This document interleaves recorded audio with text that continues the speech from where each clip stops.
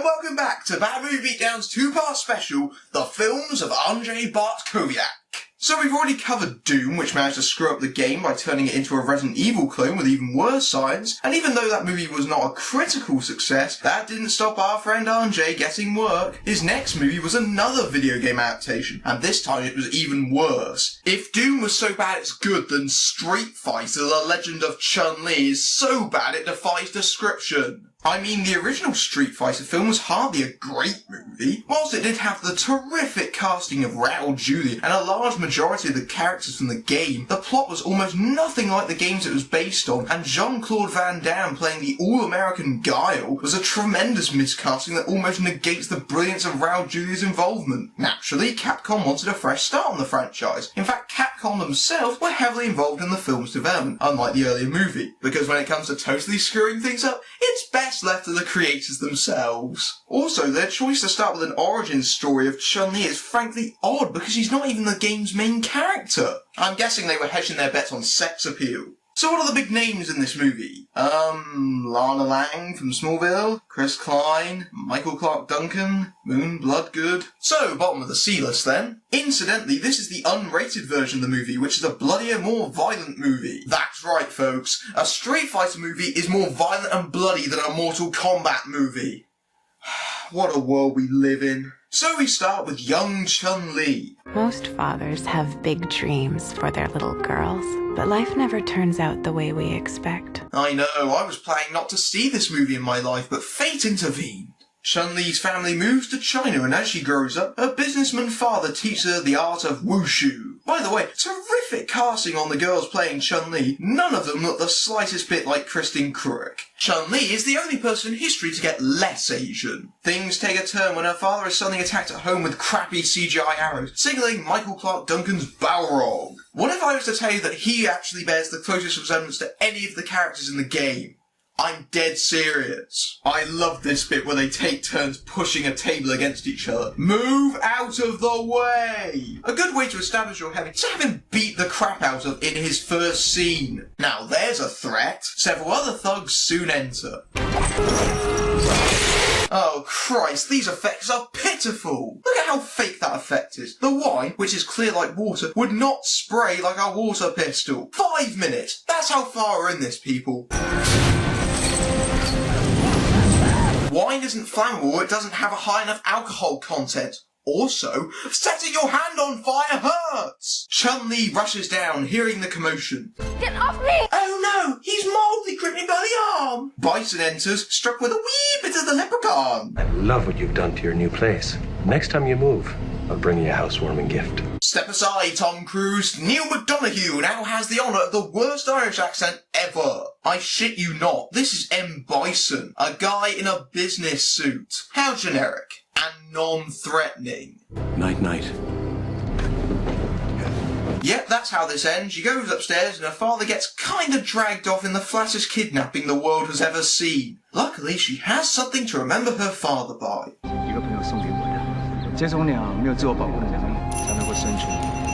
Yep, as in spinning bird kick. And don't forget to add another terrible special effect to the list. Fade to Chun-Li, all grown up, now a concert pianist, playing to an audience of badly blue-screen blobs. I'm sorry, but I forgot the part of Chun-Li's backstory where she became a concert pianist. Because, you know, when I think of Street Fighter, I think of concert pianists. This came for you.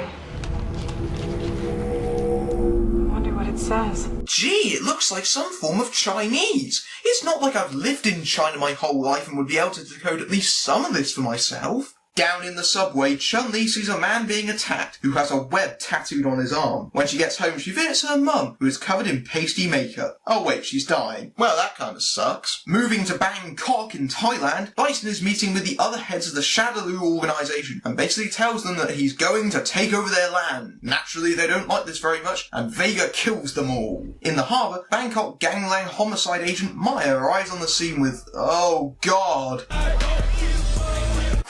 Klein as Interpol agent Nash. He's a dead ringer for the video game version, isn't he? Klein delivers what I consider to be the worst performance I have ever seen. He's desperately trying to look cool with that stupid little squint and that dumb swagger and growling voice. At best, it's a bad Christian Slater impression. At worst, it's like a petulant 5-year-old. Heads of every crime family. Yeah, Last Supper. And he serves them their own heads. Tell me something I don't know. I was once actually considered a promising actor. Bison visits Chun-Li's father, who keeps him imprisoned. Now we move on to the Bangkok Board of Directors. I'm interested in their families. Damn you! Damn him! Chun-Li's mum dies. With my mother gone, the path in front of me was empty. Oi, Chun-Li! I narrate, okay? Was this mysterious scroll a message? No, it's just a bunch of random symbols. Of course it's a goddamn message, you stupid woman! Trying to find out what it means, Chun-Li bumps into a sweeper with the same web tattoo on his hand. She bumps into a shop, and the shopkeeper just happens to be able to read ancient Chinese. Cue mystical codswallop. 这不是一封普通的书信，是给你的照明灯。 What the hell does that mean? 我不明白，在我们生命里，美丽跟丑陋经常围绕着我们自己，猛虎禽兽的机制只有 Gan 可以帮你。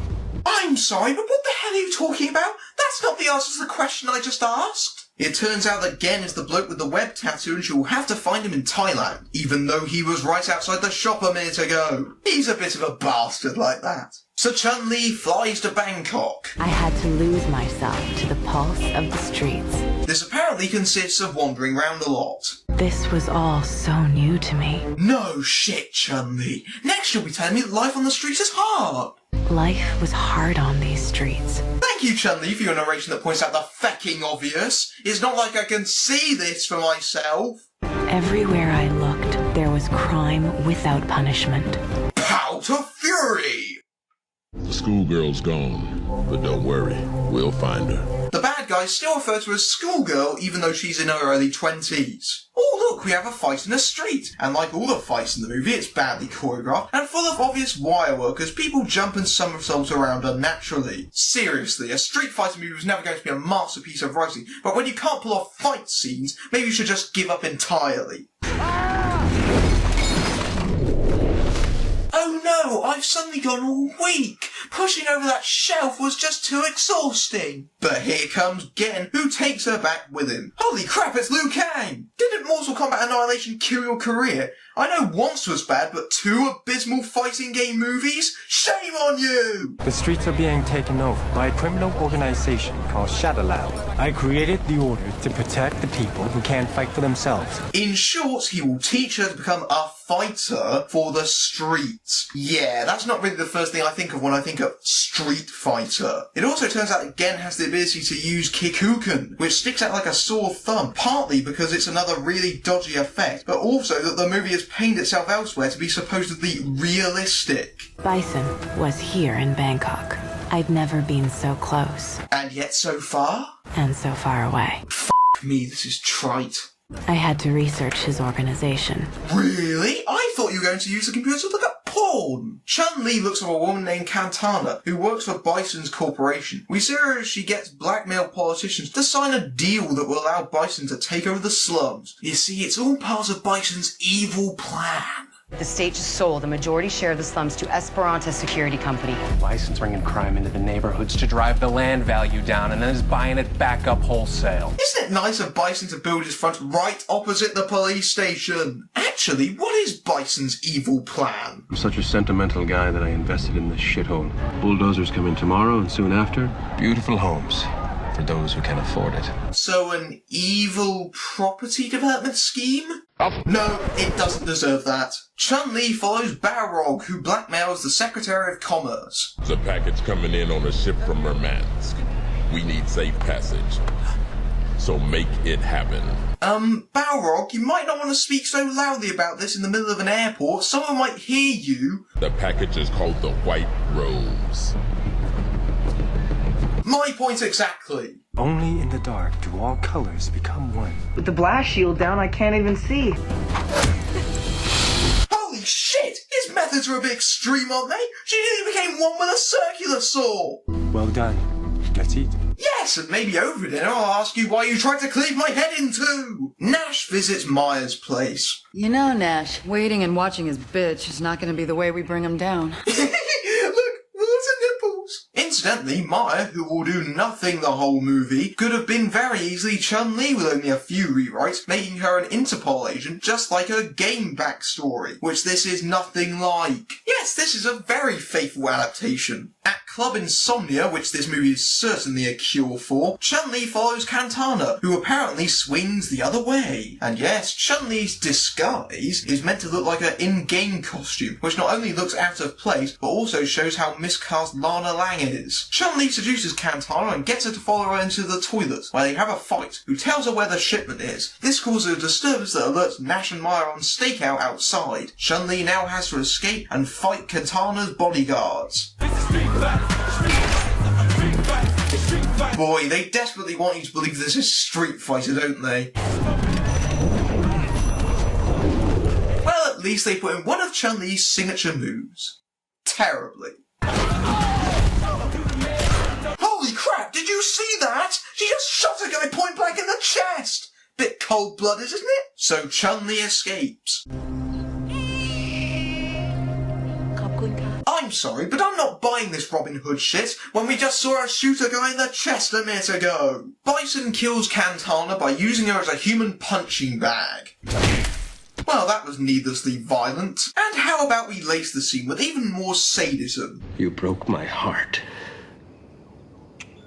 How wonderfully repugnant. As Nash and Maya try to work out who Chun-Li is, Maybe she's an angry stripper. An irate pole dancer not happy with her tips. I love where your head's at. Chun-Li asks Gen about Bison's past. We grew up together. His parents were Irish missionaries who died in Thailand when he was very young. If Bison's parents died when he was a child, why is he going around with that ridiculous Irish accent?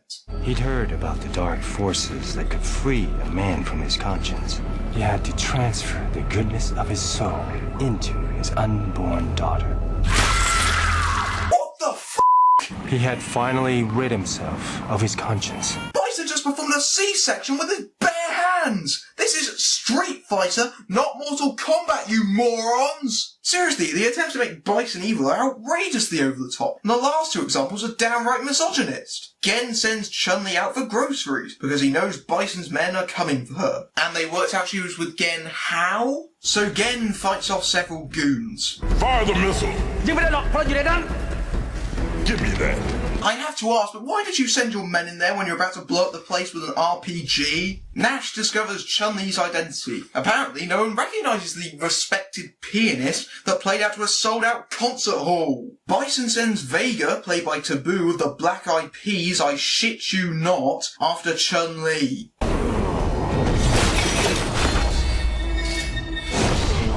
No wonder you wear a mask. So, Vega wears a mask because he's ugly. They're not even trying to follow the games, are they? So Chun-Li dominates Vega in about 30 seconds in the most pathetic fight scene I've ever witnessed. You think this is over? I'm just getting started. So Vega, one of Street Fighter's biggest badasses, gets his ass handed to him, and he doesn't even get the luxury of an on-screen death. And he was only in the movie for 2 minutes as well. He was totally useless! Chun-Li goes to the dock to find out when Bison's shipment will arrive. Listen, lady, it is time for you to go. What time does it arrive? Midnight. Never put your hands on a lady. I'm pretty sure he was just about to escort you out. You know, for a supposedly righteous hero, Chun-Li is a nasty bitch. Nash discovers that the Bison case has been closed because they were getting too close to the truth. Apparently, we've run out of martial arts cliches, so now we're just going for cop movie ones instead. Chun-Li investigates the shipment only to find it's a trap by Bison. Graceful, elegant. Kristen Kruek is none of these things. So Bison has her captured and kills her father in front of her eyes. You will not stop me. Pout of fury! So Chun-Li easily escapes the 2 men sent to kill her, and after a bland chase sequence, Chun-Li is taken in again by Gen. They decide to make another attempt to get the White Rose. How's your arm doing?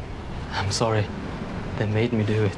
You know, I feel sorry for that poor bastard. If someone beat the crap out of me, I'd be inclined to set them up too. Chun-Li asks for Nash's help and we see him arresting the poor bastard. Not having a good week, is he? Maya arrives at the dock with a SWAT team. thought you were out. We all grew up in this neighborhood. Don't want to see it disappear. What was the point of knocking them off the case when it's not going to affect the plot? Why is everything so redundant? It turns out Bison was ready for this and planted a bomb. I'm on a blue screen! A gun battle breaks out between SWAT and Bison's men. Chun-Li runs into someone on the boat. Не понимаю, где мой папа? Most people would consider this weird. Not Chun-Li. Stay here. I thought she was a master at figuring out the blatantly obvious. Elsewhere, Gen and Balrog get in a fight. I don't think Michael Clarke Duncan has taken this entirely seriously. Naturally, Balrog clobbers Gen. Back with the gunfight, Maya gets wounded and Nash sees Bison fly away in his helicopter. Back with Balrog and Gen.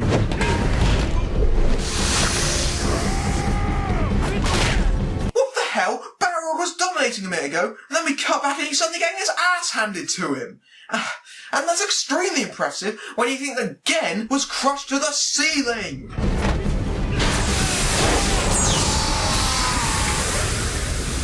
Where do I even begin? If that pipe was freezing cold, why doesn't it burn Gen's hands? Why is steam still pumping through it even though it's ripped out of the ceiling? And who the hell did the special effects for this movie? Michael Clarke Duncan's face looks something out of Photoshop. So after another anticlimactic fight scene, Gen informs Chun-Li that the White Rose was that girl she saw, who is, Bison's conscience. Nash and Chun-Li and Gen go after Bison in their helicopter. Where's the girl? I think he's going to have a hard time speaking with a gun in his mouth. Gen encounters Bison in his office, who beats the crap out of him. Elsewhere, Nash enters the code for the secure room that Bison keeps Rose in. Bison arrives to find Rose is gone, but someone else is there. Hello, old friend. How the hell did Gen recover and get there before Bison did? And what the hell was the point of having that fight scene 2 minutes ago? This movie makes no sense! And what is with the animal roars when Bison does something? It doesn't make him powerful or threatening. Gen's leg gets impaled, but Chun-Li swings in to face Bison in a final battle. But it looks like Bison might have the edge. You didn't think this was going to end well now, did you?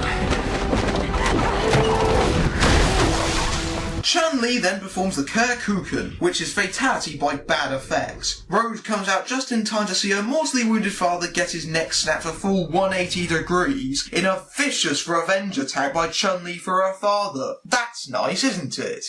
Fathers always have a weakness for their daughters. Wait, what?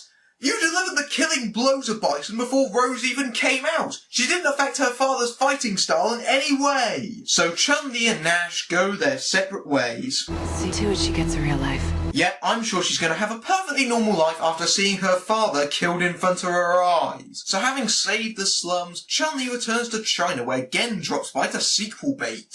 There's more work to be done. They've been talking about a fighter in Japan. Ryu... something? Finally, a reference to an actual street fighting tournament. It only took them 90 minutes. Maybe next time. Thankfully, there won't be because this was universally hated. And I wonder how the hell they were going to do it anyway, since Vega, Balrog and Bison were all killed off during this movie. I mean, my god, this is a terrible movie. Spectacularly bad writing is everywhere. The fight scenes are short and poorly done. The performances and casting is atrocious. And for a supposedly faithful adaptation, they changed pretty much everything. Oh, and there was only 7 characters actually from the games. What surprised me about the movie is that it takes itself so goddamn seriously. At least the first attempt was a bit of fun. I mean, who the hell was crying out for a dark and gritty version of Street Fighter? The tone is so radically different. If you change the name and title, this would be a generic martial arts movie. All the characters have been stripped of everything but their most basic traits. Or in Rose's case, not even that. In 2010, we can look forward to 2 more fighting game adaptations, this time Tekken and King of Fighters. I can't wait to see how they screw those up. I'm going to be taking a break for a couple of weeks, but don't worry, I'll be back with a fresh batch of new bad movies to beat down. So until then, I'm Matthew Buck, beating down bad movies everywhere. Don't panic.